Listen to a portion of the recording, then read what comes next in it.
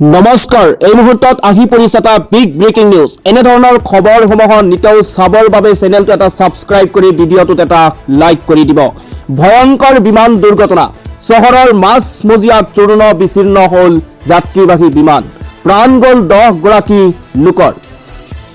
চহৰৰ জনবসতিপূৰ্ণ এলেকাত দুৰ্ঘটনাগ্ৰস্ত বিমান চহৰৰ দোকানৰ ওপৰত ভাঙি পৰিল বিমান দুৰ্ঘটনাত 10 গৰাকী লোক নিহত হোৱা বুলি জানিব পৰা গৈছে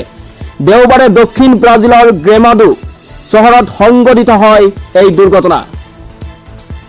চহৰৰ জনবসতিপূৰ্ণ এলেকাত দুৰ্ঘটনাগ্ৰস্ত বিমান চহৰৰ দোকানৰ ওপৰত ভাঙি পৰিল বিমান দুৰ্ঘটনাত 10 গৰাকী লোক নিহত হোৱা বুলি জানিব পৰা গৈছে দেওবাৰে দক্ষিণ ব্ৰাজিলৰ গ্ৰেমাডো চহৰত সংঘটিত হয় এই দুৰ্ঘটনাত 15 গৰাকীকৈ অধিক লোক আহত হোৱা বুলিও জানিব পৰা গৈছে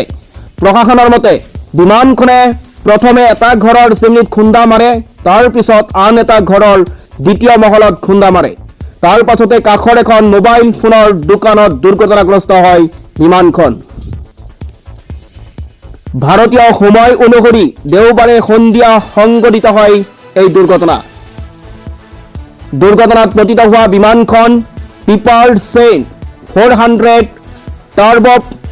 ৰবৰ আছিল দুৰ্ঘটনাৰ পিছতে জ্বলি উঠে বিমানখন তদুপৰি জনবসতিপূৰ্ণ এলেকাত খহি পৰাত স্থানীয় লোকসকল আহত হয়